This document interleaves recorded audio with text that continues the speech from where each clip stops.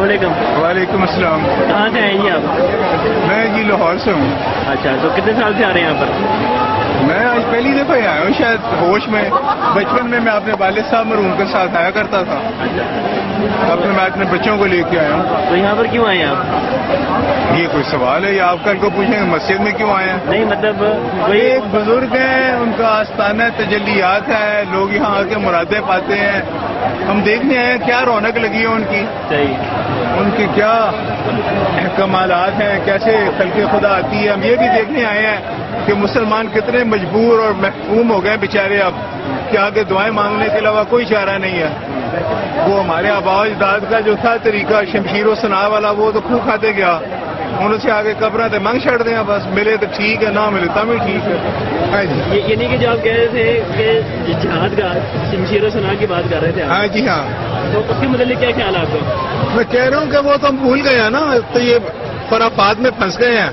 علامہ اقبال نے کہا تھا کہ یہ امت روایات میں کھو گئی اور حقیقت خرافات میں کھو گئی.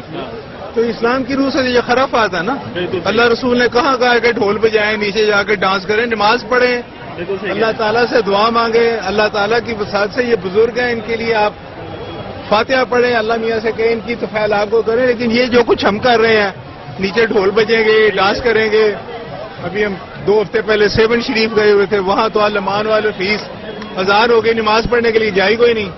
سارے باہر کھلو کے تو نچ رہے ہیں, ڈانس کر رہے ہیں, عورتوں کی آدمی کی چرساں پیتیاں جا رہی ہیں, پنگا پیتیاں جا رہی ہیں. اسلام کو بھی بدنام کر رہے ہیں, خدا کو بھی بدنام کر رہے ہیں. اور کیا, یہ جو اکثر لوگوں سے پوچھے نماز پڑھی کہ نہیں پڑھی, تو وہ کہتے ہیں نماز قائم کی ہے, پڑھی نہیں ہے. اس کے مطلب کیا کہتے ہیں؟ یہ اپنے دل کو تسلی دینے والی بات ہے. نماز تو وہ لوگ کہتے ہیں کہ عربی میں نماز کا مطلب تو ہوتا ہے بانس کو سیدھا کرنا. پھر وہ کہو جی میں وہاں سے دیکھ آ رہے ہیں, بس گل ختم ہو گئی. عربی تو بہت زیادہ وسیع زبان ہے, لیکن اگر ہم نے اتباع خدا اور اتباع رسول کرنا ہے تو انہوں نے تو بڑا صحیح طریقہ کر کے بتایا. نبی کریم صلی اللہ علیہ وسلم جن کی زندگی اسوہ حسنہ تھا. بی بی عائشہ سے کسی نے پوچھا, ایک صحابی نے, کہ نبی کریم صلی اللہ علیہ وسلم کی زندگی کیسے تھی؟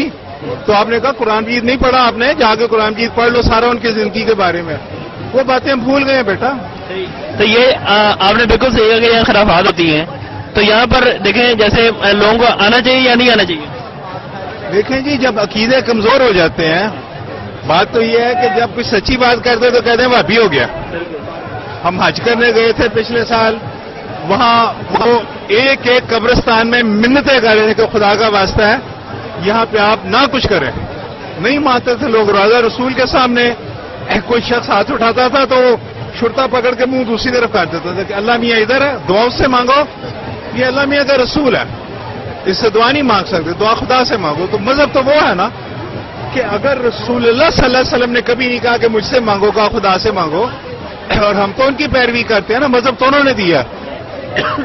تو کتنی دفعہ انہوں نے کہا تھا کہ قبروں پہ آگے چڑھاوے چڑھانا, اور یہ نیچے ڈھول تماشے بجانا, اور عورتوں کو لے کے آنا تو آگے مردوں کے اندر آ کے وہ بھی چسکے لیں. ٹھیک ہے, بس جو ہو رہا ہے, اب ہم تو بوڑھے ہو گئے, جانے والے ہیں, آپ لوگ بھگتے ہیں. کیا آپ امت کو کیا پیغام دے جائیں گے ان قبروں کے حوالے سے, اور خرافات جو ہوتی ہے, شرک ہوتا ہے؟ میرا پیغام کون سنتا ہے یار. میں کہوں گا کہ بھائی دین تو اللہ میاں کی کتاب میں ختم ہو چکا ہے, اس کو آگے کیوں بڑھاتے ہو؟ یہ کیوں فتنے فساد پیدا کرتے ہو اپنے لیے؟ یہ کیوں شیطان کے پیچھے لگتے ہو؟ کہاں خدا نے کہا کہ جلوس نکالو؟ عید میلاد النبی پہ بھی جلوس نکالتے ہیں, تلواریں چلاتے ہیں, ڈھول بجاتے ہیں. کہاں لکھا ہے؟ جو کچھ خدا کے رسول نے اپنی زندگی میں کیا اس کا ماننا ہم سب کے لیے فرض ہے. ہم اللہ میاں کے بعد اس کے رسول کو مانتے ہیں, کیونکہ اللہ میاں کی پہچان بھی ہمیں رسول لے کر آئی ہے. تو وہ نبی کریم صلی اللہ علیہ وسلم بھی تو کہہ سکتے تھے یہ میں سب کچھ کہہ رہا ہوں, وہ تو کیوں کہتے تھے کہ یہ اللہ میاں نے کہا یہ میں کہہ رہا ہوں. اور وہ کہتے تھے جو خدا نے کہا وہ حکم ہے, جو میں کہہ رہا ہوں وہ مشورہ ہے. ایک صحابیہ ایک زمانے میں آئی تھی, ان کے پاس جوان تھی, انہوں نے کہا یا رسول اللہ میرے ماں باپ میری شادی ایک ایسے شخص سے کر رہے ہیں جو عمر میں مجھ سے بڑا ہے اور جو بد شکل ہے, میں اس سے شادی نہیں کرنا چاہتی.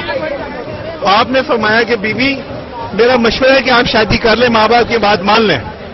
تو صحابیہ نے کہا کہ آپ کا مشورہ ہے یا حکم ہے؟ تو نبی کریم صلی اللہ علیہ وسلم نے فرمایا کہ حکم تو اللہ تعالیٰ کا, اور اللہ تعالیٰ نے تمہیں اجازت دی ہے بالغ کو نہ کرو شادی. نہ صرف اس صحابیہ نے شادی نہیں کی, جب اس نے اپنی مسجد شادی کی تو رسول اللہ صلی اللہ علیہ وسلم اس کا نکاح پڑھانے گئے کہ کئی لوگ یہ نہ سمجھیں کہ اس نے میری بات نہیں مانی، میں ناراض ہوں. تو خدا کہاں رہ گیا ہے؟ کہاں قرآن مجید؟ کتنے لوگ پڑھتے ہیں قرآن مجید اور کتنے سمجھتے ہیں قرآن مجید کو؟ کوئی مر جاتا تو مسیتوں مولوی بلا لینے کہ سپارے پڑھ رہا 2000 روپے سپارہ دے دینے. مذہب ختم ہو چکا ہے بس.